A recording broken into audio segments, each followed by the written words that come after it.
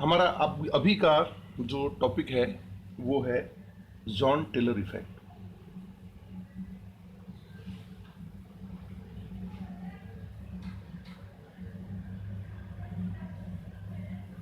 John Teller प्रभाव क्या है?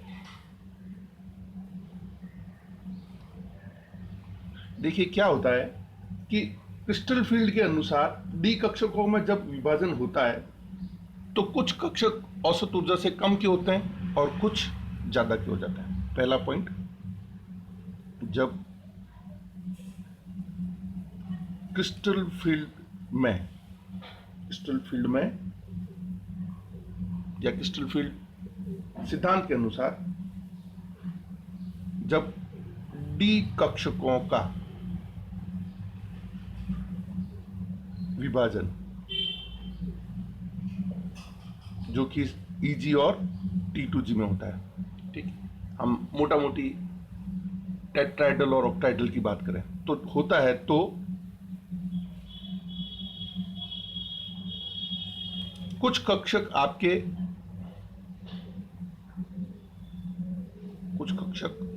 औसत ऊर्जा से कम के हो जाते हैं, औसत ऊर्जा से कम के, और कुछ अधिक हो जाते हैं, ठीक है। ये पहला पॉइंट। दूसरा, अब जब हम इनमें कक्षकों में इलेक्ट्रॉन भरते हैं स्प्लिटिंग के बाद में, तो औसत ऊर्जा से कम ऊर्जा के कक्षकों में जब इलेक्ट्रॉन भरे जाएंगे तो ऊर्जा निकलेगी, और ज्यादा में भरेंगे तो ऊर्जा देनी पड़ेगी। लेकिन कुल मिला के हम ये देखते हैं कि जब हम इनमें इलेक्ट्रॉन भरते हैं, इन विभाजित कक्षकों में इलेक्ट्रॉन भरते हैं, तो ऊर्जा मुक्त होती है।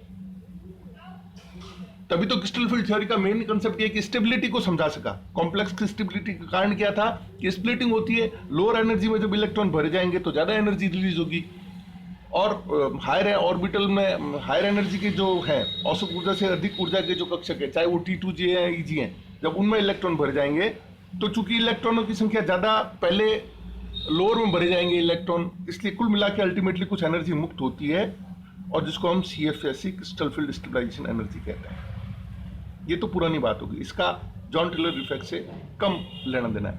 अब जो तीसरा इंपॉर्टेंट पॉइंट है वो जॉन टेलर इफेक्ट को एक्सप्लेन करता है कि पहले स्प्लिट हो गए ये Eg और T2G में, यदि ये T2G और Eg फिर स्प्लिट हो जाए, यदि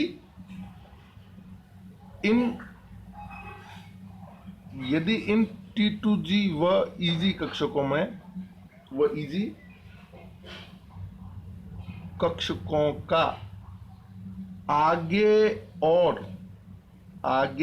और विभाजन हो जाए,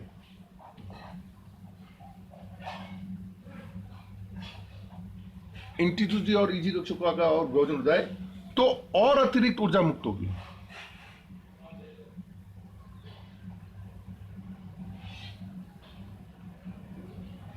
और संकुल और स्थायी होगा, साथ ही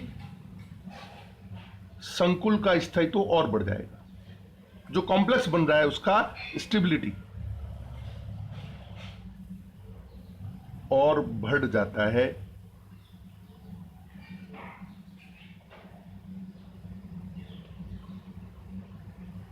इसे ही जॉन टेलर इफेक्ट कहते हैं।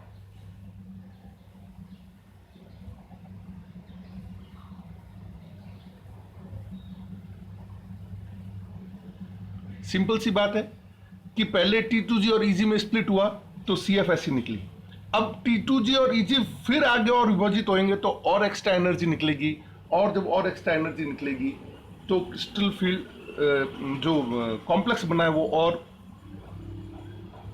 और बढ़ जाएगा, संकुल का स्तर तो और बढ़ जाएगा, और इसी को हम जॉन टेलर इफेक्ट। ये होता कैसे, इसको समझिए, हाउ इट हैपेंस।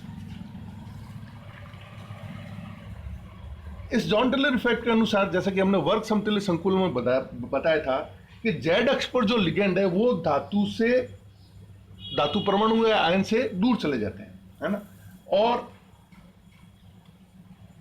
जब ये दूर जाते हैं तभी Eg कक्षकों और T2G कक्षकों का फर्दर स्प्लिटिंग होता है ना। कंसेप्ट क्या है, पॉइंट नंबर 4 क्या कहता है कि यदि जेड अक्ष पर जो लिगेंड हैं वे धातु परमाणु या आयन से दूर जाते हैं, जैसा कि हमने स्क्वायर पिनर स्प्लिटिंग में भी आपको बताया था, तो Eg व T2G का फर्दर स्प्लिटिंग होता है। फिर आगे और विभाजन, फर्दर स्प्लिटिंग मतलब आगे और विभाजन होता है। कैसे होता है देखो उदाहरण से, इसका उदाहरण है आपके कॉपर 2+, जिसमें कि आपके D9 इलेक्ट्रॉनिक कॉन्फ़िगरेशन है।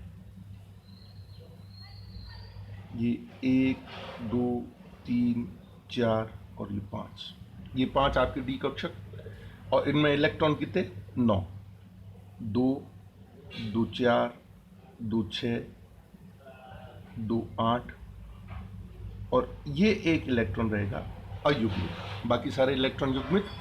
ये हो गया D9 इलेक्ट्रॉनिक कॉन्फ़िगरेशन कॉपर +2। पहले ऑक्टाहेड्रल कॉम्प्लेक्स बनाने की कोशिश करता है हर एक धातु आयन, तो ये भी करेगा। इसके ये आपके हो गए T2G के 3 कक्षक, और ये हो गए Eg के 2 कक्षक। इसमें ये आपके 6 इलेक्ट्रॉन, और इसमें आपके ये 3 इलेक्ट्रॉन। जब जेड अक्ष पर जो ये मेटल कॉपर समझ लो, ये जेड एक्सिस, इस जेड एक्सिस पे जो लिगेंड है वो जब दूर जाएंगे तो इसमें फर्दर स्प्लिटिंग होगी। ये एक्स वाई अक्ष के लिगेंड और वो जेड अक्ष के लिगेंड, तो ये जब और दूर जाएंगे लिगेंड तो इनमें फर्दर स्प्लिटिंग होगी। और ये फर्दर स्प्लिटिंग कैसे होगी, आपको पिछले टर्म में भी समझाया था कि x² - y² की एनर्जी बढ़ जाएगी, और z की एनर्जी, z कंटेंट जिस किसी में भी है, जिस किसी भी ऑर्बिटल में z कंटेंट है उसकी एनर्जी कम हो जाएगी। तो z कंटेंट किस किस में है आपके, एक तो dxz में और dyz में, और dxy जो है उसमें चूंकि z कंटेंट नहीं है इसलिए उसकी एनर्जी बढ़ जाएगी।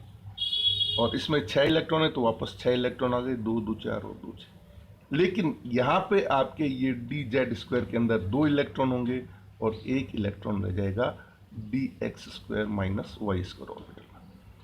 और ये एवरेज एनर्जी से जो dz² की एनर्जी है वो -β कम होगी, और इसकी एनर्जी बढ़ जाएगी, तो एवरेज एनर्जी से इसकी एनर्जी +β अधिक होगी।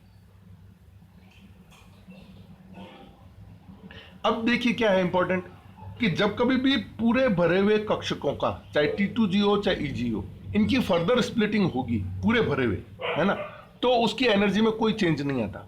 जैसे कि हम देखते हैं D5 में, D10 में, D0 की CFSE का मान 0 होता है। आगे हम CFSE कैलकुलेशन भी समझाएंगे आपको। तो जब पूरे भरे हुए होंगे तो इनकी एनर्जी में तो कोई चेंज नहीं आएगा। तो हम क्या कहते हैं कि T2G कक्षकों के और विभाजन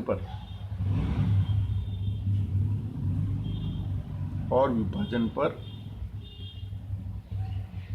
कोई अतिरिक्त ऊर्जा मुक्त नहीं होगी, क्योंकि पूरा भरा हुआ है, मुक्त नहीं होगी। ठीक है, ये आपका पॉइंट नंबर 5। और पॉइंट नंबर 6 कहता है लेकिन Eg कक्षकों के विभाजन पर, ये आपके Eg कक्षक है, ये T2G है, Eg कक्षकों के विभाजन पर, जैसा कि आप जानते हैं कि इलेक्ट्रॉन पहले लोअर एनर्जी के ऑर्बिटल में भरा जाता है। dz² जो कक्षक है लोअर एनर्जी का, इसमें एक इलेक्ट्रॉन आ गया, फिर वापस जो तीसरा इलेक्ट्रॉन वो वापस dz में जाएगा। तो Eg के विभाजन पर हम क्या देखते हैं, अतिरिक्त ऊर्जा मुक्त होगी। क्यों मुक्त होगी अभी बताता हूं। और कॉम्प्लेक्स जो है वो ज्यादा स्टेबल होगा। क्यों अतिरिक्त ऊर्जा मुक्त होगी, इसमें पर इलेक्ट्रॉन जो है वो बीटा एनर्जी निकली, तो 2 × minus beta is equal to -2 beta, और देनी कितनी पड़ी, केवल एक ही इलेक्ट्रॉन है, देने के लिए +1 इंटू बीटा, तो -2 बीटा तो एनर्जी निकली और +1 बीटा एनर्जी देनी पड़ी। तो टोटल वास्तव में CFSE की कैलकुलेशन कितनी आ जाएगी, -1 बीटा, है ना। तो जो ये -1 बीटा आएगी ये एनर्जी निकलेगी। तो हम क्या कहते हैं कि डायग्राम से स्पष्ट है, चित्र से स्पष्ट है कि dx² - y² में एक इलेक्ट्रॉन है, तो प्लस बीटा एनर्जी देनी पड़ेगी। लेकिन dz² में 2 इलेक्ट्रॉन है, तो एक इलेक्ट्रॉन के लिए माइनस बीटा एनर्जी, तो 2 into minus beta is equal to -2 beta energy निकलेगी।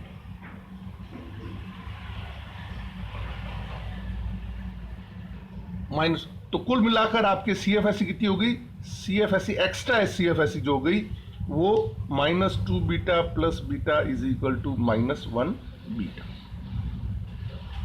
CFSE का मान extra, this is your extra CFSE which will create more stability in the complex. इस तरह से हम क्या देखते हैं कि संकुलों में, इस प्रकार के संकुलों के निर्माण में आपकी क्या हुआ, माइनस बीटा अतिरिक्त CFSE प्राप्त हुई या निकली, जिसके कारण संकुल अधिक स्थायित्व को प्राप्त किया।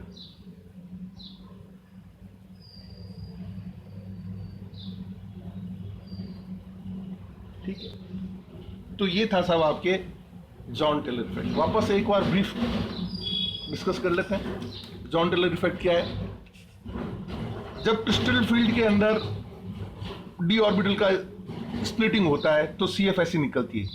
ठीक है, ये क्रिस्टल फील्ड के अंदर d ऑर्बिटल्स सामान्यतः Eg और T2g में स्प्लिट होते हैं, लेकिन यदि ये T2g और Eg कक्षक फिर और आगे स्प्लिट हो जाए और इनका विभाजन हो जाए तो अतिरिक्त ऊर्जा मुक्त होगी और इससे स्टेबल कॉम्प्लेक्स प्राप्त होगा, और इसी को जॉन टेलर इफेक्ट कहते हैं। जॉन टेलर इफेक्ट में होता क्या है कि भाई जेड एक्सिस पे जो लिगेंड है, ये आपका ऑक्टाहेड्रल कॉम्प्लेक्स है, इसमें ये 4 लिगेंड प्लेन में और 2 लिगेंड ऊपर नीचे, ऑक्टाहेड्रल ज्योमेट्री। तो ये जो जेड एक्सिस वाला लिगेंड है, ये यदि दूर जाता है तो इस T2g और Eg कक्षकों का, T2g और Eg कक्षकों का फर्दर स्प्लिटिंग होता है। ये जॉन टेलर में होता क्या है, और जब स्प्लिटिंग होता है तो इस तरह से होता है। ये एग्जांपल के साथ में बता रहा हूँ, कॉपर D9 के अंदर होता है, D9 के अंदर 9 इलेक्ट्रॉन, T2g के अंदर 6, Eg के अंदर 3, ये 6 इस तरह से डिस्ट्रीब्यूट हो गए। फर्दर इसका स्प्लिटिंग हुआ, इसका भी फर्दर स्प्लिटिंग हुआ, लेकिन यहाँ पर जो चूंकि पूरा भरा हुआ था T2g, इसलिए कोई CFSE एक्स्ट्रा निकली नहीं।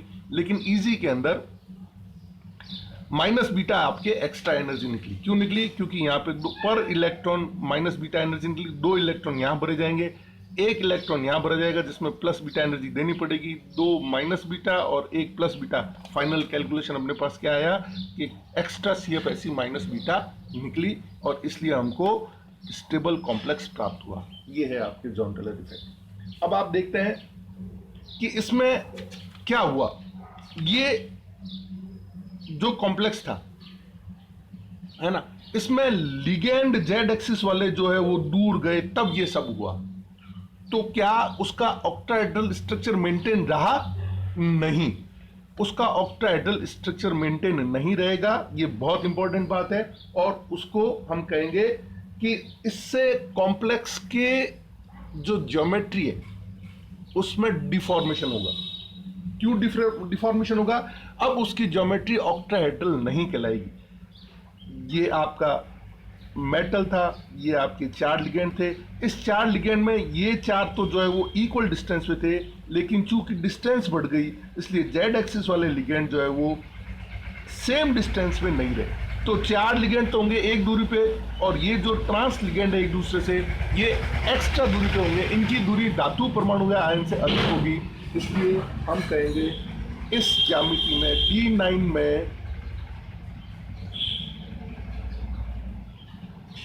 स्टेबिलिटी को अटेंड करने के लिए, स्थायित्व को प्राप्त करने के लिए,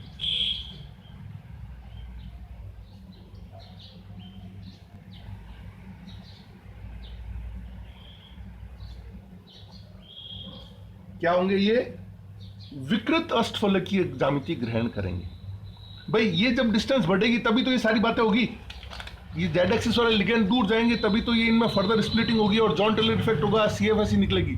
तो ये जब दूर जाएंगे तो अल्टीमेटली मोर स्टेबल होंगे, और स्टेबल होंगे लेकिन भली हो जाए स्टेबल, आकृति उनकी क्या हो जाएगी, स्टेबिलिटी को प्राप्त करने के लिए विकृत आकृति ग्रहण करेंगे।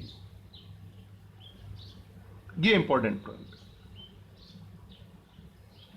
ये जॉन टेलर इफेक्ट है। स्थायित्व को प्राप्त करने के लिए जब डिस्टेंस बढ़ी तब बाकी सारी चीजें हुई, डिस्टेंस बढ़ी, T2G EG का फर्दर स्प्लिटिंग हुआ, फर्दर एक्स्ट्रा CFSE निकली और स्टेबल मिला।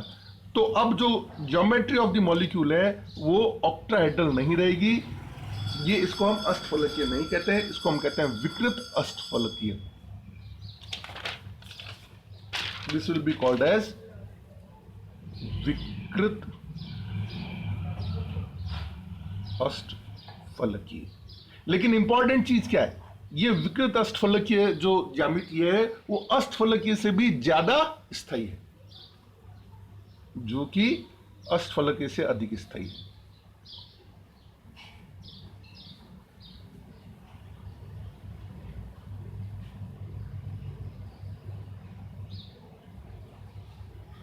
ठीक है।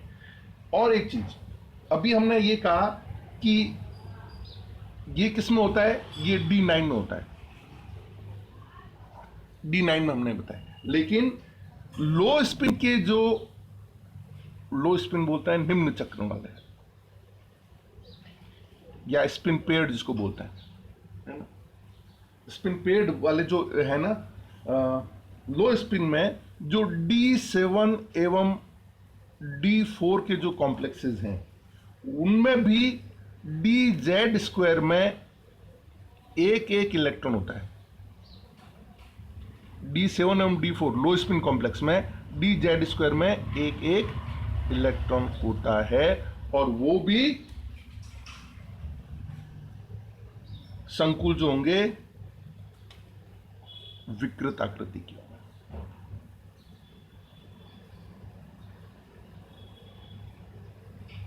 तो केवल D9 ही नहीं, लो spin with D4 and D7 electronic configuration also shows deformation in the geometry.